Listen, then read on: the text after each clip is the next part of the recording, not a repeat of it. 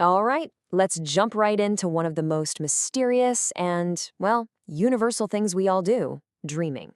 But we're not just going to talk about the weird stories your brain cooks up at night.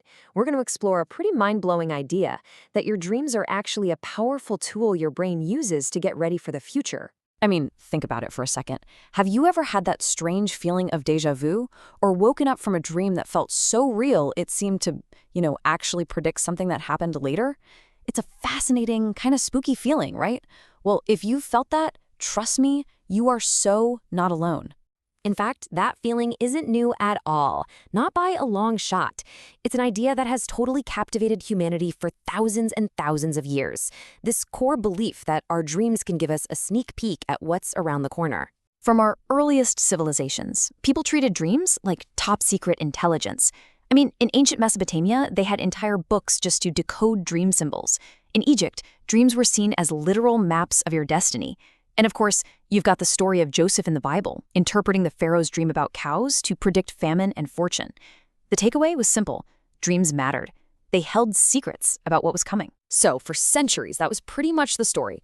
But now, modern neuroscience is stepping in with a totally different take. And honestly, it's way more empowering. It kind of reframes the whole question. So this is the big shift right here. What if your brain isn't just a passive movie screen playing a pre-written film called Your Fate?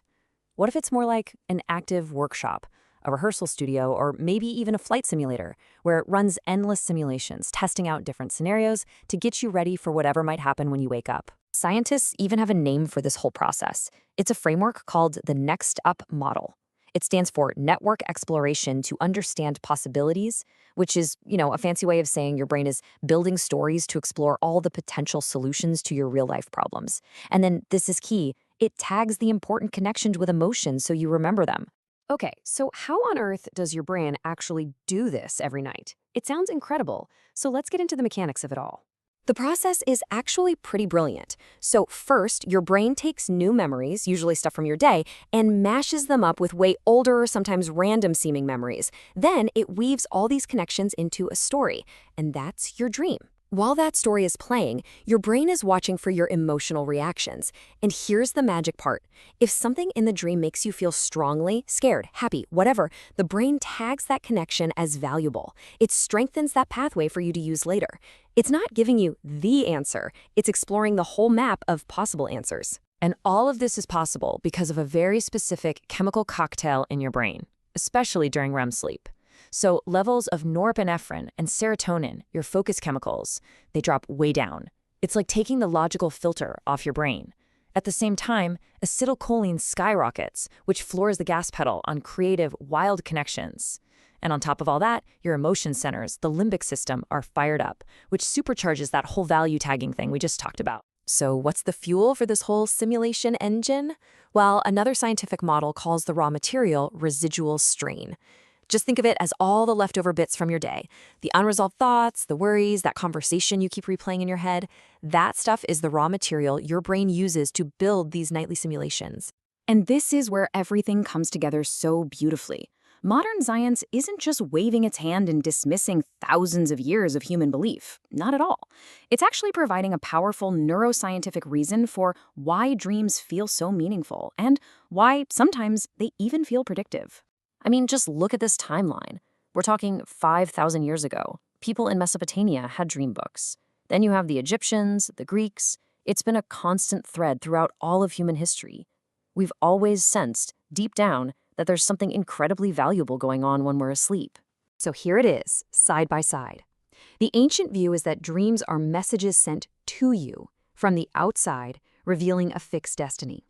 The modern science view, dreams are simulations running inside you, rehearsing countless possible futures based on your own life. This table really nails the difference. The source shifts from gods and spirits to your own leftover neural stress. The mechanism goes from decoding a symbol to running a probability simulation. And most importantly, the function goes from just revealing a fixed fate to actively rehearsing for possible futures. But here's the cool part. Both approaches, the ancient and the modern, are trying to solve the exact same human problem, making the future feel a little less uncertain.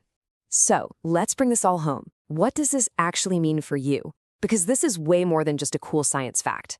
It's a completely new way to think about a third of your life. And it's incredibly empowering when you really think about it.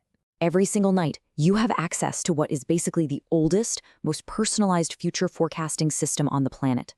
Your brain isn't just filing away memories. No, it's actively using them to build and test drive models of your future world, getting you ready for its challenges and its opportunities. This quote from the scientists who developed the NEXTUP model just captures it all perfectly. Dreaming takes what has been and shows us what might be. I mean, come on. It's the ultimate bridge connecting your past to your potential future. It takes all your experiences, all that residual strain, and explores the huge landscape of what could happen next. So, I'll leave you with this thought. The next time you wake up from a really vivid, really weird dream, don't just ask yourself what it might have been predicting. Try asking, what was my brain rehearsing? Because you might not be a passive spectator just watching the future unfold. You might just be an active architect, helping to build it.